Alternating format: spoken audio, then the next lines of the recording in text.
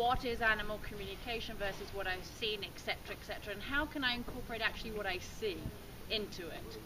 So it's kind of a very different session. So if you look at him, you may glance over, and you don't need to be a horseman to do that. You would just glance over and go, is there anything there that would stand out for me physically if I look at him? So if you look at a little bit of a white patch up here that you go, okay, don't want to come to a conclusion, but there's white hair there. He doesn't tend to have a lot of white hair anywhere else, so it could be something there. Is there any marks, scar, abnormalities that jump out that visually I can take a cat? He's going to show himself somehow. So it's in a way an introduction, and the introduction will mean I'll see some little flowing images, and within the imagery that will let you know it's him and nobody else coming through, so not any other animals past or present. He gets the voice that way. He can share with us anything he wants, and it could be the past, could be the present time. And then he'll go quiet. Now I never know quite how quickly they go quiet. It could be 5 minutes if these guys are saying he's a little quiet, could be short, could be longer. Once he goes quiet, Kristen, and if you don't understand that, what I've come up with, you would clarify something, or if you need more detail, you would clarify it. Yep. You can also go into the detail with the questions. You can comment anything that he knows you're part of this conversation. And then if he hasn't addressed what we're looking for, because he might not address it, we go forward into those questions of how do you feel physically, can you reveal anything to us, what's helping you, what saying 15 years is important. And so we know he's 20. I forget how long he's been with you, you don't need to answer that, but he's saying 15 years is important. That's a chunk of it. The next piece he was showing was Western saddle, and I know we're Western here, but this is a darker Western saddle. It's older, it's got a lot of mileage on it, it's quite flat on, shiny, that's what I'm trying to say. So it's not got a suede one. I've just bought a new saddle and mine has a different seat. So he's saying, no, this one's a glossy seat, shiny, and the shiny looks like wear. So there's a lot of miles in that saddle. It's a darker color, well kept. This saddle's probably gone on a number of horses, and if I look at him, he's sort of showing the saddle. It would go close to the hip, so I don't know if that means anything. Definitely a private horse, and what that means is I'm smiling because he's just not showing any guests whatsoever. So it's kind of neat of, number one, I'm not entertaining guests, but number two, we don't do the guest thing, is kind of what he's coming up with. That's not in our vocabulary. So everything you do is him and you. He is showing speed. And so he's quite forward, because I have that mindset of, you're very, very athletic. So I can see you getting up and down off the horse.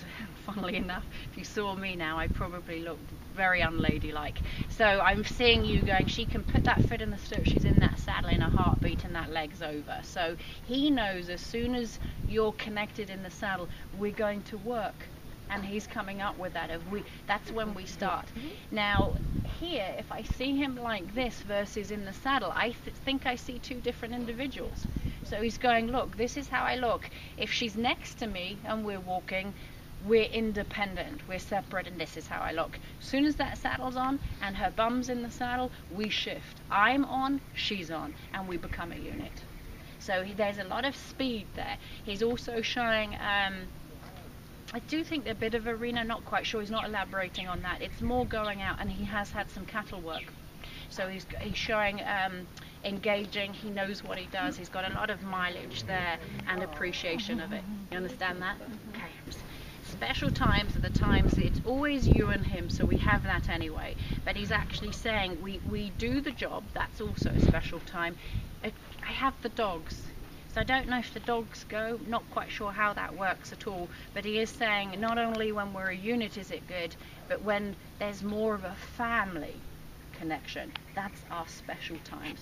Family, I guess everybody's your family, you know, or on an animal front, everybody. So he's bringing that in to go, we're special when we work, but we're particularly special when it involves more than us, when it's a unit. Okay. I think we're good to go forward. If you understand all of that, because you've clarified the bit, anything else you need him to elaborate on what you've just heard? Or are you okay with that? I assume by you saying that he liked the cowboy that he likes. I mean, 'cause he has shown that he was so good when we competed. He was so good, and that he made it work. Yeah. And so I assume he loved that, and he seems to. When I get on, you wouldn't recognize him. That's exactly how he described it. Totally gung ho. And I have him as you're speaking, so I know he's he's kind of here, you know, he's sort of normal looking right here. But yeah. But when you're on his back in that situation, he goes into himself. And so I have him bold, making decisions, excited, smart. And the big thing was it's her, it's me, and it's a uni. He kept on coming back with that. If he can make decisions and we make them together. And that's the big key with the connection there. Let me just check something you were asking there.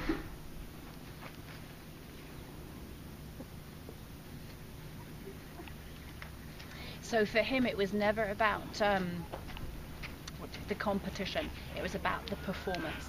So the difference there is it's not about winning, it's about doing the best you can do, and it's about the performance of everything coming together on the day. Do you understand that? An imbalance on the pelvis. And so I have the right side slightly down over the left side. And that would be on all three areas of this sand. So I have it more as the right side in general, but I have a pelvic imbalance.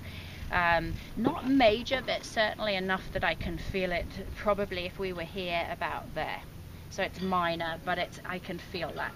So that's one piece, and I'm going to get more detail for you. The reason I stopped competing on him was the veterinarian told me, he said, I think you're going to break him down if you don't stop, because he had tears in his suspensory ligament. Yeah. They're not torn, but they have tears, so it's a little thickened. He said that doesn't have to mean anything. When it heals, it could go back to 100%. Okay. So I've always been scared of riding him too much, because what if something happens? So some say it can't, and I would like to go back to more. Okay, so let's ask what he knows about that. We'll see. If that feels anything. Yeah, if he knows what the vet said, if he knows what it feels like. The statement he's making is the tears in the legs have been there for a long time. Do you understand that? That's his first statement and what that means, Kristen, is I've had those tears and we were okay.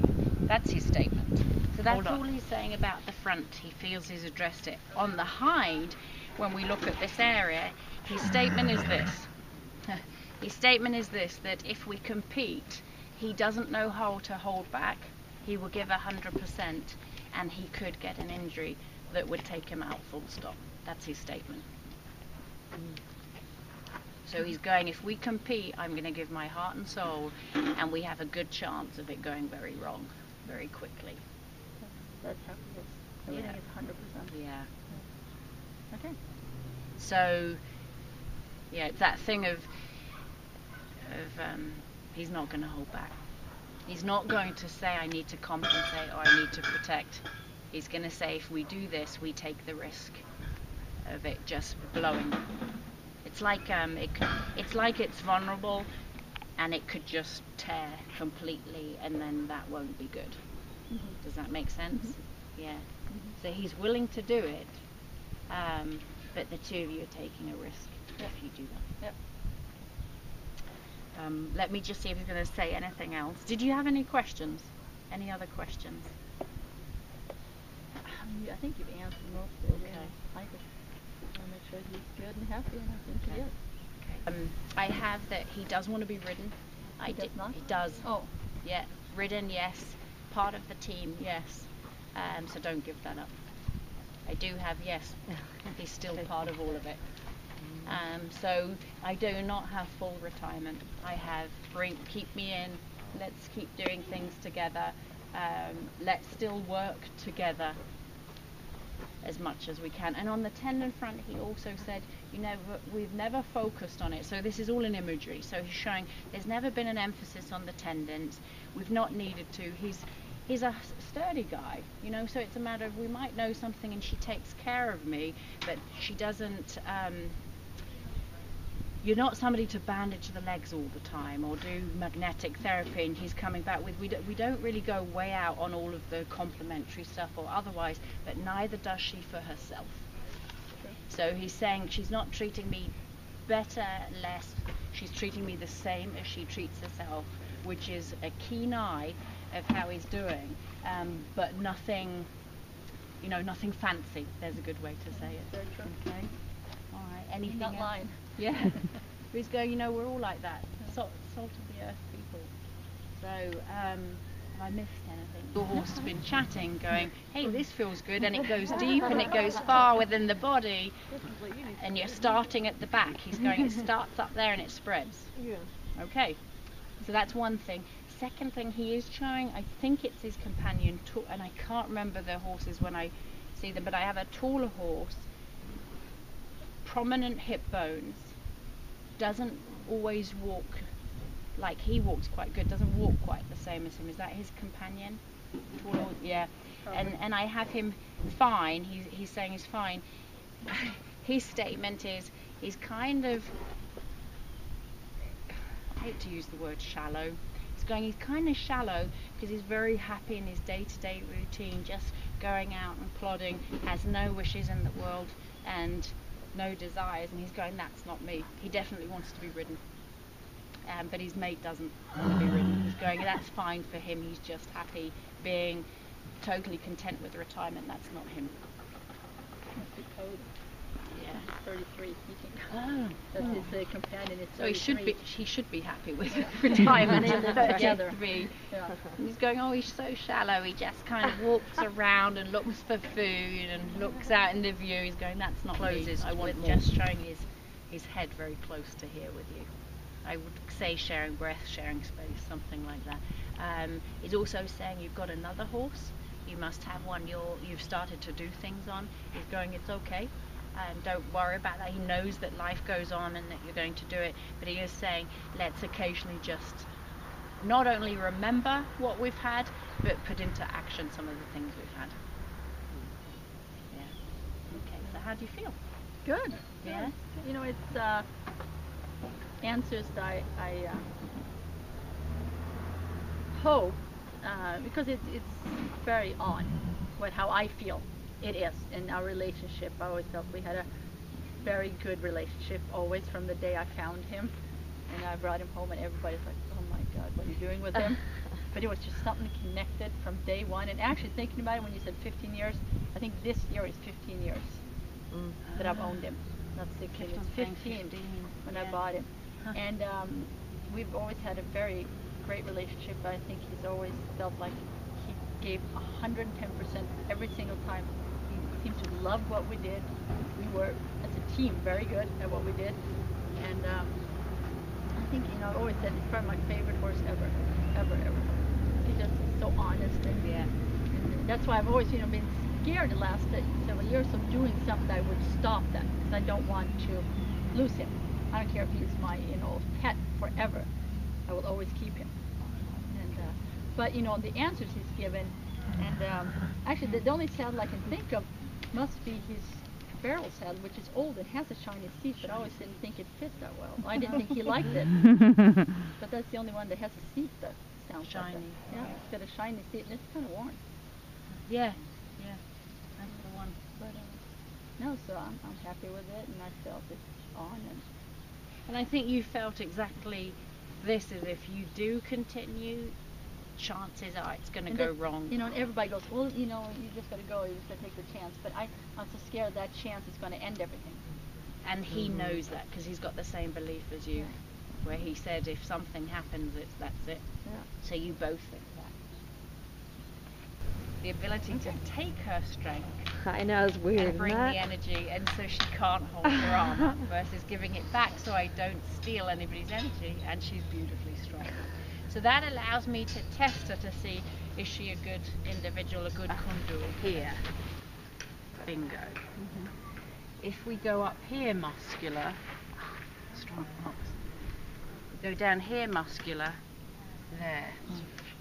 If we go back here, we're going muscular still, we're good.